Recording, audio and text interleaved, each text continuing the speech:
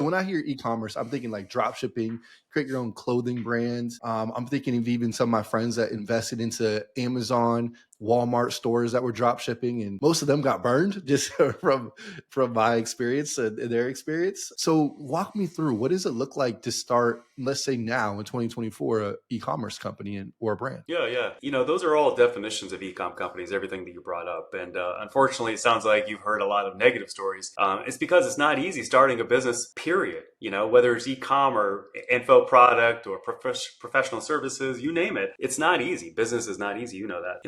In response to your question, I mean, e-commerce is, selling something online in general. We're in physical product e-commerce. So we only buy businesses that have actual products that they sell and fulfill on. We avoid drop shipping. Drop shipping is not a good business. You want to be able to control the customer experience. When you don't control the fulfillment shipping process, you don't control the customer experience. You want to be able to create a real brand, a brand that people love, like, and trust. And if they don't get their product fast enough, they're not going to like you and they're not going to trust you. So you definitely, want to skip over like drop shipping. So we're always trying to find established, successful, profitable e-com companies. That's the business that we're in. This way we can then get these businesses, add our secret sauce, our RM5 formula, scale it up, and then be able to, sell it in the future.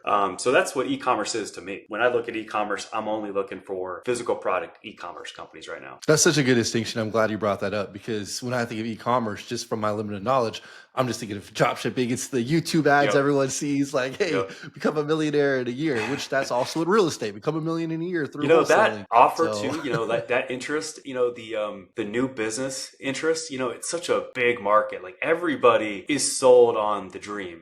I have mentors that I've had in the past. I know, all these high level entrepreneurs that have made hundreds of millions of dollars in that specific industry, that start a business industry. Yeah, it's just crazy. I was just pointing that out. It's just crazy, like how big that market is. But yeah, business isn't easy, and starting a new business, I mean, it requires, you got to do your research. You got to have a good plan. You have to have a good offer, good target audience, good marketing message. Execution has to be there. And even if you execute at a super high level, it may not work, and you just got to stick with it. You just got to keep figuring it out until you start to get that traction. absolutely. And I would love to learn kind of what you look for when you look to acquire companies. But before that, you keep on mentioning, and that's the name of your company, RM5 Formula.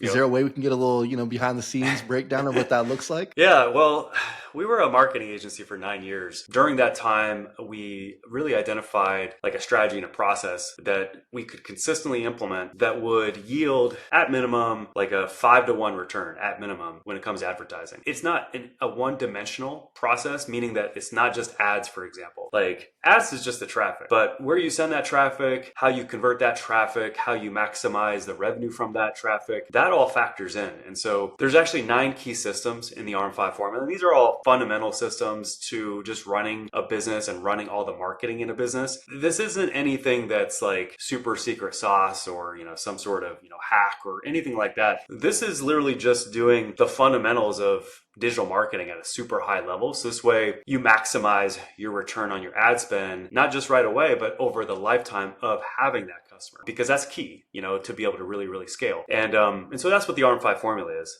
So it stands for, creating authority in a market, also getting reciprocity from that market by providing value and impact. And reciprocity is getting people to want to give you that value back and do something with you because they feel so indebted to you. And then monetization, that's what M stands for. That's converting them into a paid client customer. And that's also maximizing the revenue that you get from your customers and your clients as well. So when you're looking to acquire, is there certain industries that you stay in? Like, I think we talked on the phone, you mentioned like health and beauty was one of them.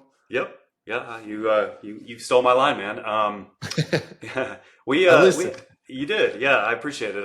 So we have a preference for health and beauty. That doesn't mean that we only buy exclusively to health and beauty, but we definitely have a preference for it. But if it's a good business, as long as it's established, it's been around for several years, it's successful, it's doing well, it's way past the point of validation and initial traction. Over the last 12 months, it's been profitable. Overall, they've had maybe a few negative net profit months, but overall they've had a very profitable year. As long as it hits that criteria, we'll consider it. So it doesn't have to be in health and beauty. And then how do you typically find these companies that you end up acquiring? Man, there's too many of them, honestly. I wish I had access to this $50 million, line of credit that we're aiming to get right away when we go public, because then we could buy a ton of businesses, because there's so many businesses out there. Right now, it is a buyer's market. I get these opportunities through different marketplaces like Flippa, website closers. Also, my network is pretty vast, just being in the industry for almost 12 years now. So I get deal flow left and right. I get people finding me deals left and right, bringing deals to me left and right, to the point where we have too many opportunities, honestly. So that's how I get my deal flow. Josh, I'm actually like so excited because all these questions are starting to flow in my head right now. Yep. So the companies that are looking to sell, what's one of the main reasons that they're looking to you to acquire? It could be a partnership issue. One of the businesses we're about to buy has a partner issue, and they want to cut out that partner and amicably move on from the partner. That's part of it when we're trying to buy a business that has a partnership, and typically the partnership is failing on some level. A lot of times owners want to just get out of a business. Maybe it's because they have a partner issue, or maybe it's just because they're just fried and they're done with it and they want to move on to a different goal. They're looking to cash out. There could be something going on in their personal life that's causing them to want to cash out. Maybe they just had a kid, for example. Maybe their wife just stopped working to be able to stay, at home and take care of the kid. For example, that's come up actually several times. So it's typically one of those reasons. It's related to one of those reasons as to why someone wants to sell their business. And then when you're looking at it, I'm guessing you see a gap where you're like, oh man, this RM5 Formula, Josh's, magic sauce can come in and really take this to the next level. What is that gap that you are looking for when you're looking to acquire? Well, I'm just looking for, how can we plug in and maximize the growth of the business?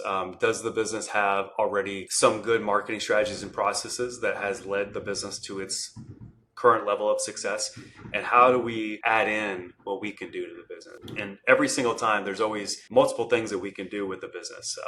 Sometimes more, sometimes less, to be able to take the business and scale it much faster than the pace that it's been scaling at up to that point.